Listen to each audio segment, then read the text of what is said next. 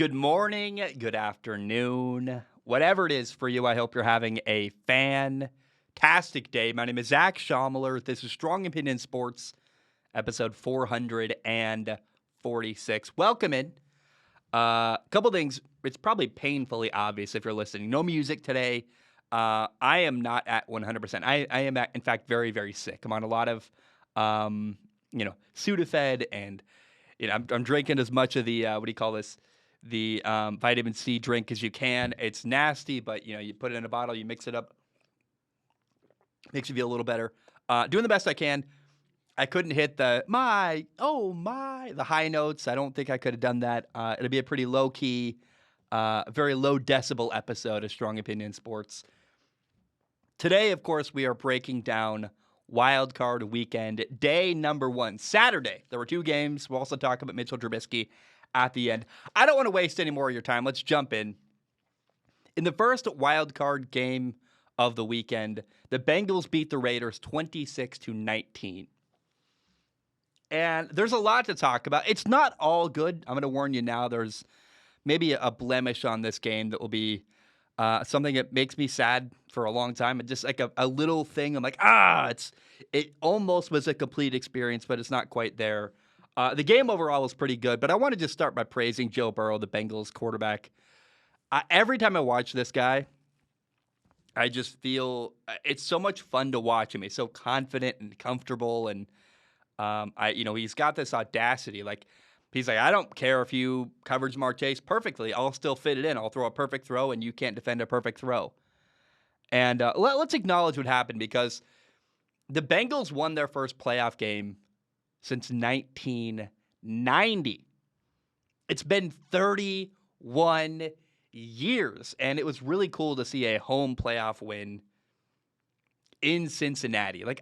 Not only did they win their first playoff game in a long time, they did it at home. I love that. It was such a cool moment for the city, for the fan base, validating of what management has done. And you know what I thought of when I was watching this game? Joe Burrow in 2020 was a number 1 overall pick. And in 2 years now, since then, he's won the AFC North, the division title, and won a playoff game in Cincinnati. Not only did he do it for the franchise, period, he also did it at home. And I think of guys like, Matthew Stafford is a former number 1 overall pick. He was drafted by the Detroit Lions. He spent years in Detroit. He never won a playoff game and never won his division. That's one number 1 overall pick. How about another one, probably very familiar to Cincinnati, Carson Palmer. The Bengals drafted him number 1 overall, and he never won a playoff game for the Cincinnati Bengals. How about Jameis Winston, a former number 1 overall pick, a guy who in Tampa not only couldn't turn things around, never won a playoff game, never even made it to the playoffs. He had 1 winning season. They went 9-7. That's it for Jameis. Or think of other disappointing number 1 overall picks. Jamarcus Russell is an obvious one. I also think of Sam Bradford, a guy who I thought had a promising career who never could get going because of injuries. And my point is there's a lot of, Cam Newton's a big success story. There's guys who've been number 1 overall picks who've been very, very successful, for sure. Peyton Manning's another one, right? But there have also been a lot of guys who were drafted number 1 overall who not only some guys haven't been successful, some guys were good, like Matthew Stafford was a good quarterback, but he still wasn't enough to be able to actually turn around a bad franchise and bad organization. And oh my goodness, what Joe Burrow has done in 2 years in Cincinnati is outstanding. The rest of the team is good too, by the way. They put some talent around Joe. I want to give a shout out to Duke Tobin, the guy, director of player personnel. Basically, he's the general manager of the Cincinnati Bengals, and he's built a good team around Joe Burrow. They got Jamar Chase. They did a couple. For example, they built the defensive line. They brought in Trey Hendrickson, B.J. Hill, Larry Ogunjobi. They built a good defensive line around Sam Hubbard, who they already had. So I don't want to pretend that Joe Burrow has no help at all. I also want to praise the management in Cincinnati. They built a good football team. So, hey, I've done that. The team is good. But let's be clear about one thing. Everything going on in Cincinnati, without Joe Burrow, they'd be nothing. Denver's a team that's really good on paper, but they don't have a quarterback, and they went 7-10. Coach got fired, did not make the playoffs at all. And the impact Joe Burrow has had. Yeah, again, the team around him is good, but you need way more than just a good football team. You need a good quarterback. And the amount of times in my notes that I write, can't stop a perfect throw, when I watched Joe Burrow is unbelievable, because he had a throw down the seam on, I think it was 2nd and 11 to CJ Uzoma, where he threw it right behind the back of a linebacker into this tiny little window to his tight end. And you're like, well, I guess, he doesn't, Joe Burrow doesn't need receivers to actually be open. He just needs a defender to be not draped all over the guy. If you leave a 6-inch window, he'll find a way to fit it in. It's unbelievable. Or some of the back shoulder fades he throws to Ja'Marr Chase. You're like, what? By the way, Ja'Marr Chase, 9 catches, 116 yards. Look, I'm so happy Cincinnati won. It's a cool story. The turnaround of an organization, I love it, man. Like, how can you not appreciate what Joe Burrow has done in Cincinnati? Turned around a football team that was a laughingstock in the NFL and made them now not only a division winner, but a playoff game winner. That's really cool. I will say, however, there is one small stain on the outcome of this game, in my opinion. Joe Burrow made this crazy good play. He's rolling to his right. He's about to run out of bounds. And right before he steps out of bounds, he throws the ball to the end zone. It gets caught for a touchdown by Tyler Boyd. Now, unfortunately, right before, and I mean like the ball is 3 feet from Tyler Boyd's hands, right before Tyler Boyd catches the ball, there was a random, and the technical word that's used by the NFL is an inadvertent whistle that blew on the play. And the whistle blew while the ball was in the air. So in theory, maybe the Raiders defender eased off his coverage a little bit. And maybe you could have made a play on the ball if the whistle hadn't been blown a little bit early. Well, I will admit, watching on TV, it sounded like the whistle blew maybe a millisecond before the ball was caught. I don't think it was enough time for a defender to really hear it, process it, and react to, I should probably stop playing. I think, especially in the NFL, guys tend to play until they're certain the play is over, and you're throwing the ball to my end zone, I'm going to knock it down. I don't know that a defender could have made a play on the ball, even if the whistle hadn't been blown early, if that makes any sense. However, so I think it would have been a touchdown either way.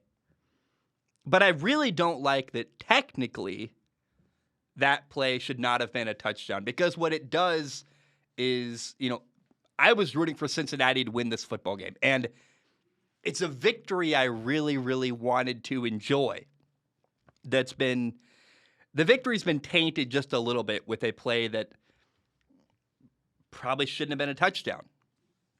The Bengals won by 7 points, and the margin of victory was that illegitimate touchdown on a play that, by rule, if there's a whistle that's inadvertent, you can't score on that play. And I'm like, man, I just wanted to watch the Bengals win and enjoy the victory guilt-free. Like, oh, awesome, I don't really care. It's well, there is still this play, though, where I'm like, the win is a little less sweet now because of that wrong call made by the refs. Did Cincinnati really deserve it? Yeah, we can get into that, but I would feel totally robbed if I was a Raiders fan. And you could argue that touchdown, which, by the way, that touchdown happened on 3rd down, so the Bengals probably would have settled for a field goal if they hadn't gotten a touchdown on that play. You could argue that touchdown changed the entire game. It gave Cincinnati a 20-6 lead. And then from that moment on, the Raiders were constantly playing catch-up, trying to stay within striking distance of Cincinnati. And that moment, I'm not going to lie, hearing, after the game, the NFL came out and said, like, yeah, that shouldn't have been a touchdown, made me go like, man. And that moment really just kind of ruined the win a little bit for me. And look, the Raiders had a bunch of penalties. The Raiders had 2 turnovers where Cincinnati had 0. And, a game is determined by way more than just one play. There's always people that point to, like, oh, there's only one play that went wrong. It's like, well, you're lying, because every game has a bunch of stuff go wrong, and every team could always be a little bit better in every category to try to help you win a football game. But maybe for someone rooting for Cincinnati, right? Oh, it's just one play. You can write it off that way. But I can only imagine how screwed over a Raiders fan might feel. I will say, though, it was a great game. It came down to the final minute. The Raiders did have the ball at the end with a chance to tie the game. To me, that's a perfect ending. Like, look, the team I wanted to win won. It was fun. It was competitive. It was way better than the Patriots-Bills game. And that's all you really want. And so let's end this segment by talking about the Raiders for a moment, because what the Raiders pulled off in order to make the playoffs, in spite of all of the crazy things that happened to this team off the field. I really appreciate what the Raiders did this year. Them making the playoffs, the story, the leadership from Derek Carr. And by the way, Derek Carr, the Raiders quarterback, he gets a lot of hate. He gets a lot of people saying, oh, he's missing throws. Guys, Derek Carr, in critical key moments at the end of games, 3rd down, 4th down, game on the line, Derek Carr is throwing passes to DeSean Jackson, a guy who was not even on the team until midway through the year. That's a guy that Derek Carr's had to build chemistry with as the year has been going on. He didn't have an offseason to work with DeSean Jackson, get on the same page. There's a throw he made on a 4th down across the middle to DeSean Jackson where Derek Carr looked hesitant. He throws the ball, but you can see he's kind of guiding it, hoping he doesn't overthrow DeSean Jackson, because he might have never, ever thrown that exact route to DeSean Jackson before. That people aren't realizing how much the Raiders had to cobble together an offense to build and kind of put together what was left by all the people that left and all the stuff that happened. Who's really, really needs to be appreciated? It's Rich Bisaccia, the interim head coach, who might go from interim head coach to the permanent head coach in Vegas for the Raiders. I did not think this was going to be a success story at all with him, and I still don't know they should hire him to be their head coach. They should definitely interview other people, and then if they interview people and they still like Rich Bisaccia most, they should go with him then. But I think listen to your options. There's nothing wrong with interviewing people and getting a read on, is my guy really that great? But I really respect what the Raiders did this year. It's a job well done. They really, I thought, salvaged their year better than most teams even can do. The Raiders, quote, salvaging their year, whatever that looks like. Them going 10-7, making a playoff game is better than most teams do in a year where they're having a good year. So, round of applause for the Raiders. Great year for them. And maybe not great year, because it wasn't truly a great year for the Raiders. It was kind of an ugly, sad year, but an impressive year, and a year that I respect what the Raiders were able to put together after all they went through, if that makes any sense. Because I just was like, I didn't think they'd make the playoffs, let alone, be competitive. And they were both competitive and almost won and did make a playoff game. And they just won. They beat the Colts down the stretch. They beat the Chargers down the stretch, eliminated both of them. You got to really admire and respect what the Raiders did this year in 2021. All right, let's now talk about Buffalo. The Buffalo Bills just dominated the Patriots during their wild card game. The Bills won 47-17.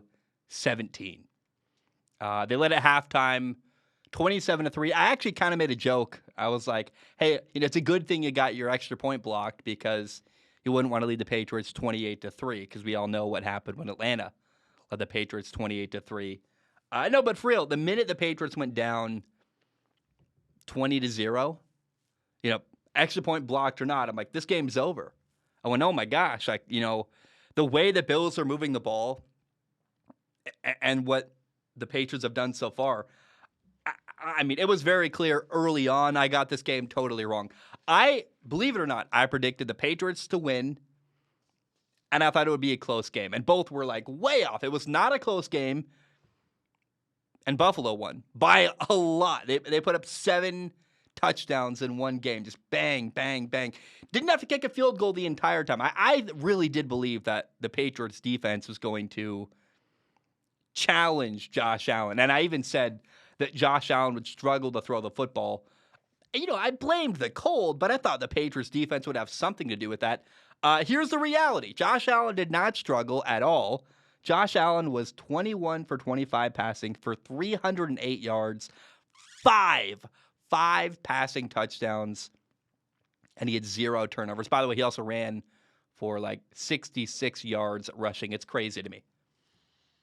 And again, I really did think that the Patriots defense was going to challenge him a little bit. It's the 3rd time they've played him this year. I'm like, hey, they got a lot of film on the guy. They know what to expect from Josh Allen. Plus, it's the cold. For some reason, I'm like, oh, the cold will impact Josh Allen. So wrong. I'm so wrong. I don't know what I was thinking.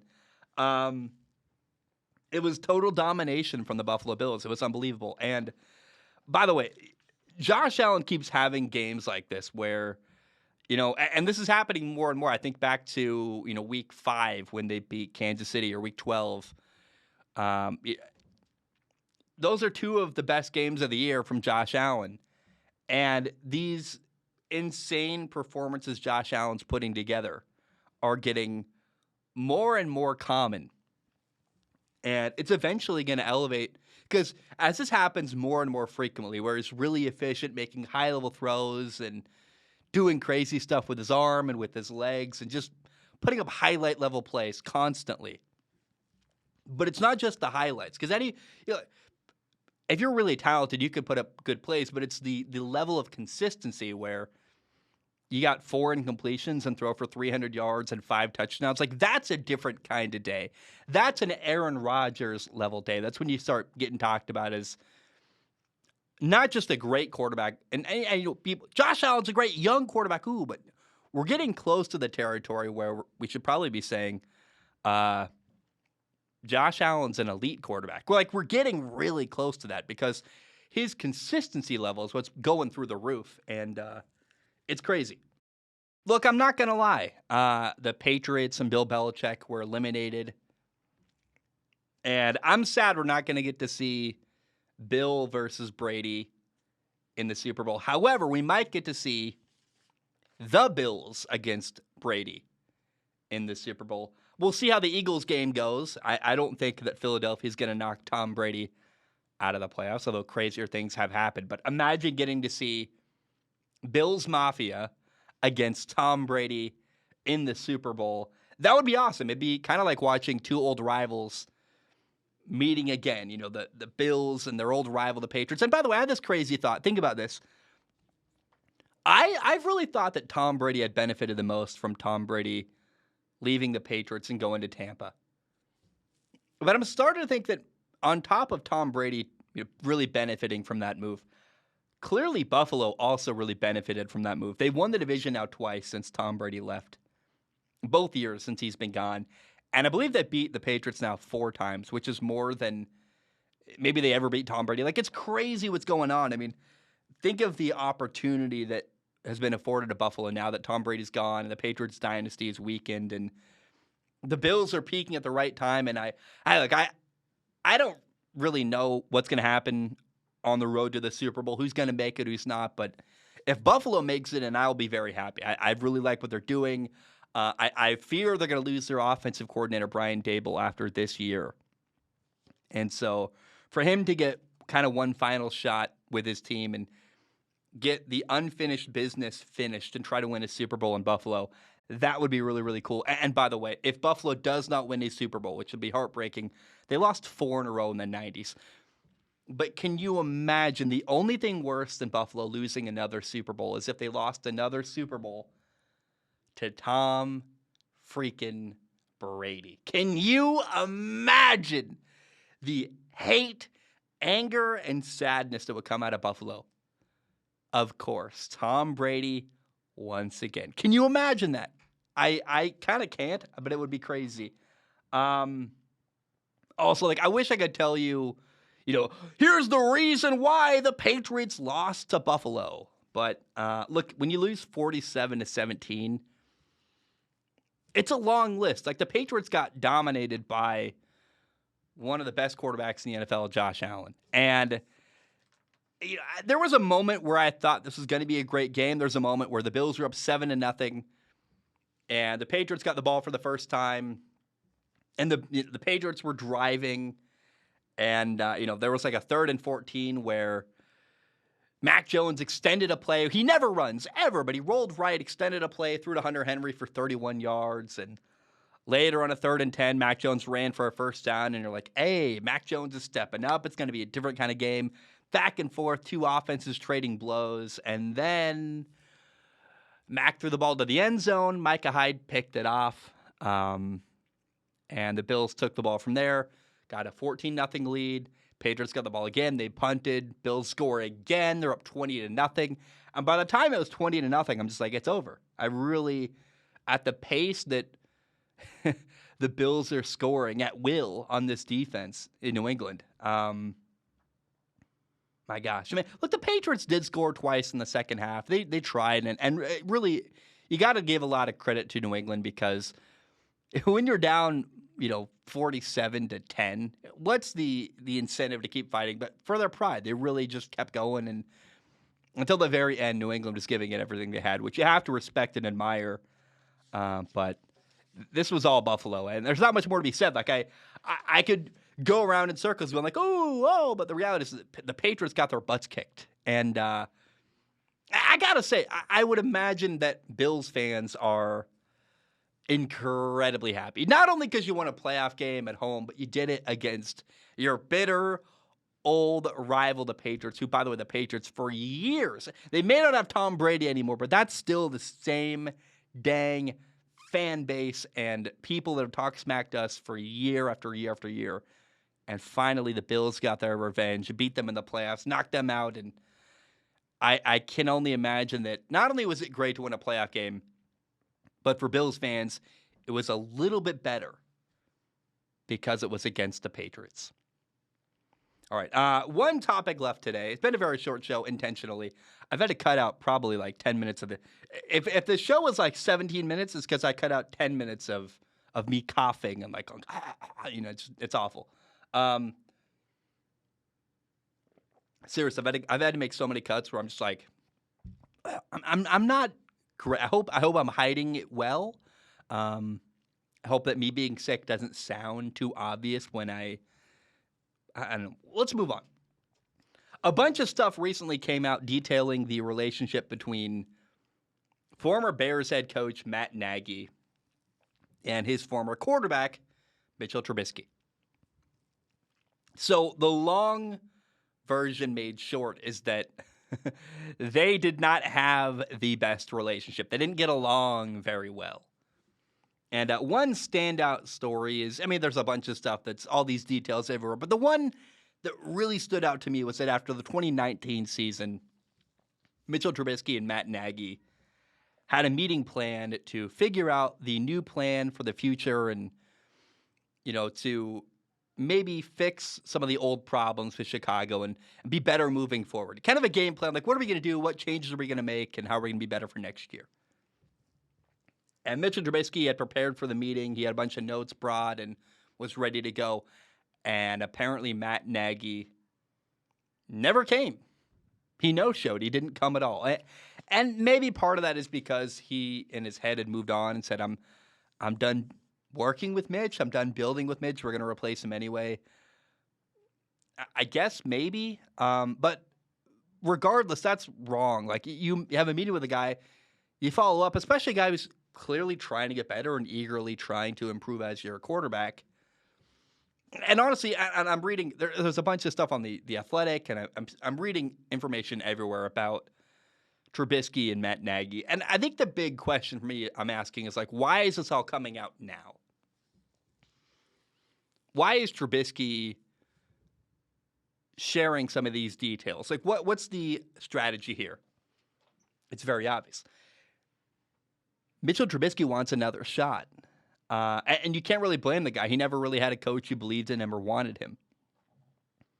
And what Trubisky is saying is, look, guys, my coach was horrible. And frankly, teams that don't have a quarterback like Denver, New Orleans, Pittsburgh, Big Ben's going to be gone, Washington, the Giants, Carolina, it can't hurt you at all to invite Mitchell Trubisky to training camp. What do you have to lose? If you don't have a quarterback, maybe Mitch is the answer. I'm not saying he is, but I really am starting to, as much as watching Mitchell Trubisky for years drove me nuts, I'm willing to say, hey, let's give the guy another shot. I'm very open-minded. I love the quarterback position, and I feel horrible at the thought that Mitchell Trubisky truly never got a real shot with a coach who believed in him or liked him or even gave him like a fair opportunity, right? And I don't know. If you have a coach who, if you're trying to get better, and your coach isn't even willing to work with you, like, what do you? How? That's such a horrible situation. I feel bad for Mitch, and I wouldn't mind seeing Trubisky get another shot again. Pittsburgh, Denver, Carolina. What else do you? You're gonna give Sam Darnold someone to compete against. Sam Darnold and Cam Newton and Mitchell Trubisky all in the same training camp. May the best man win. That sounds chaotic and interesting. I'm down for that. Or maybe, Brian Daboll, the offensive coordinator, is going to leave Buffalo and he'll take Trubisky with him. Maybe Trubisky is not his franchise quarterback, but he knows the offensive system already. So that, hey, week one, you can have a starting quarterback, Mitchell Trubisky, who's ready, who knows the offense, and then say you dropped a guy, say he goes to the Giants, right? Trubisky's their quarterback week one. They draft Matt Corral, but it's going to take a while before Matt Corral is ready to be a starting quarterback. So you let Corral sit behind Trubisky for a little while, then replace him with Corral when he's ready. Something like that. You never know. But I'm totally here for watching Mitchell Trubisky get another opportunity somewhere else. I really don't hate that thought. I always thought I would. I never ever would have thought that I'm be open to the idea of Trubisky getting another shot. But based on all the stuff I heard about Matt Nagy, it sounds like he got a pretty raw deal. And I really and on top of that, like, who cares? Like, I'm always down to give a person another opportunity to say, like, hey, I'm different. I've grown. I've gotten better. Trubisky's now spent a year not as a starter, learning from Josh Allen in a different environment. You get a lot better when you have time to think and reflect and learn from other people. And I don't know. I'm open to the idea of Mitchell Trubisky getting another shot to compete somewhere. And again, if you're Washington, the Giants, Carolina, Denver, like, what do you have to lose? Bring the guy into training camp, and if nothing else, you cut him. Best case scenario, he's your franchise quarterback, and it's exactly what you need. So you never know. And I like the thought of Trubisky getting a second opportunity. All right, guys, that's all I have. I love you. I appreciate you. Enjoy the wild card games today. I'm going to take care of my throat.